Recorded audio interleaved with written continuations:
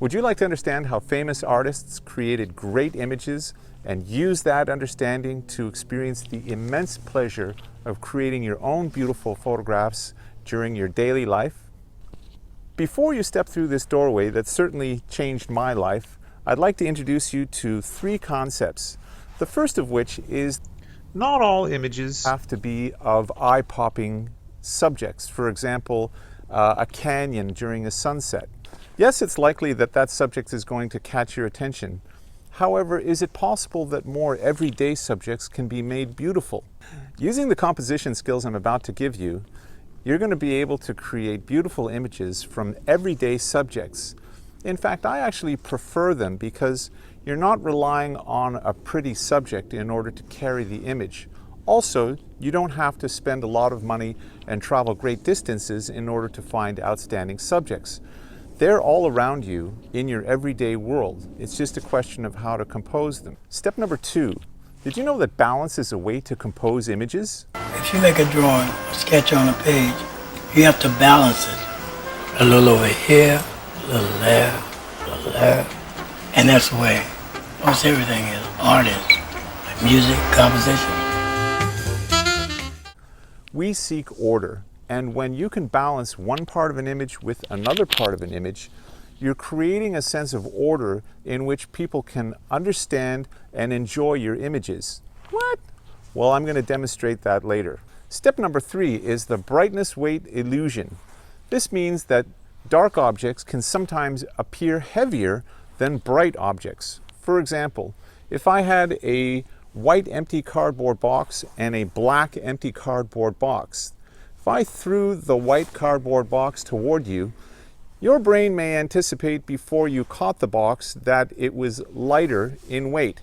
If I then threw the black cardboard box toward you, your brain may then anticipate that the dark cardboard box is heavier in weight before you caught it. And that's the brightness weight illusion, that darker objects sometimes appear heavier. Balancing is really just a game of making one part of the image balance another part of the image based on what grabs your attention the most. You know, sometimes it might be that a brighter object is dominant, but most of the time it's darker objects that grab our attention most, and it has to do with primordial survival instincts, which I can certainly get into later. That's probably more about cardboard boxes than you ever wanted to know. But what does any of that have to do with composing great images? Well, famous fine art painters, photographers, and architects who have put these concepts together of the brightness weight illusion and asymmetrical balance have created some of humanity's greatest artistic achievements. The idea is creating a mathematical ratio between a small dark area and counterbalancing that with a large bright area. And now I'm actually going to demonstrate this concept for you.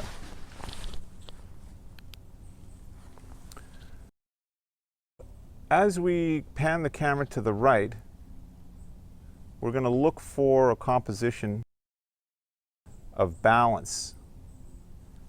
Here I think we have a scene that balances nicely between the tree trunk on the left, the swooping trunk on the right, and essentially the structure, the composition is based on a small dark area on the far left of the tree trunk balanced by the largely brighter area on the right. Now you're composing images like a fine art painter where every millimeter counts.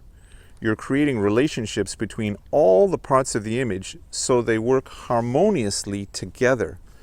It's thrilling to discover this lost secret that image making can be far more than simply a mechanical recording of a pretty scene.